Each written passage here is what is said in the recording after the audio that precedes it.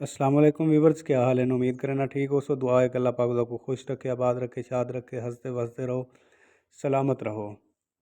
जी दोस्तों, मैं मोहम्मद वकास लांग तो तुसां दे पे वकास व्लॉग शुरू करने अज दी वीडियो अज दा व्लॉग शुरू करेंदे हैं। तो असां वेंदे पैसे थोड़ा जिहा समान गिनने वास्ते, तो मैं आखेआ चलो ई बहाने अज दा व्लॉग ही बन वैसी। तो दोस्तों, अगर तुम चैनल ते नवे आए हुए तो चैनल को सबसक्राइब करे सो, लाइक करे सो, शेयर करे सो, कमेंट करे सो, तो अपने दोस्तों नाल शेयर करे सो। जी दोस्तों, असां मौजूद इस अज बहावलपुर दे विच। ते बहावलपुर जिहड़ा नवाबां दी रियासत आ, नवाब ऑफ बहावलपुर सर सादिक मुहम्मद खान अब्बासी दी रियासत आ। ते एक दौर है कि बहावलपुर दी अपनी हुकूमत होंदी आई, बहावलपुर दी अपनी फौज होंदी आई नवाब साहब दी। जी दोस्तों, बाकी भी गल्लां थी पियां तां अज रोज़ा भी नहीं रख सके तबीयत खराब होने की वजह तो असां पहुँच चुके हैं सरदाई आले कोल। जी दोस्तों, तुम देख सकते वे अड्डा 13 सोलंग जजमान रोड ते 12 मोड़ के करीब बैठे। तो दोस्तों, असां अभी कपड़ा भी गिनसूँ थोड़ा जिहा, कपड़े की खरीद फरोख्त करनी है। असां कपड़े वाली दुकान पर मौजूद इसे।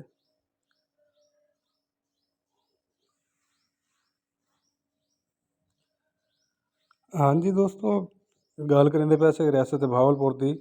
जी बिल्कुल, वही रियासत है जिंदा अज तो तकरीबन कुछ अरसा पहले अपनी फौज होंदी आई, नवाब साहब की अपनी हुकूमत होंदी आई। इतना बहावलपुर के अपना ड्राइविंग लाइसेंस चलता आई, बहावलपुर का अपना सिक्का होंदा आई। तो भैया दोस्तों तुसां जी दोस्तों, बिल्कुल तुसां को ये भी सुन के हैरानी थी सी कि बरतानिया जियां ताकतवर मुल्क एक दौर एक नवाब साहब को कर्ज गिनते हैं। Nawab of Bahawalpur prince sir Sadiq Muhammad Khan Abbasi को कर्जा गिनते हैं। तो अज तुसां देख गिनो बहावलपुर कोई तवज्जो ही नहीं देंदा। बहावलपुर ते हुक्मरान पाकिस्तान बहावलपुर बहुत तवज्जो दा हामिल है। मोहसिन पाकिस्तान सर सादिक मुहम्मद खान अब्बासी की रियासत है। तो बहु एहसान हैं सर सादिक मुहम्मद खान अब्बासी दे बहावलपुर ते अपना पाकिस्तान ते।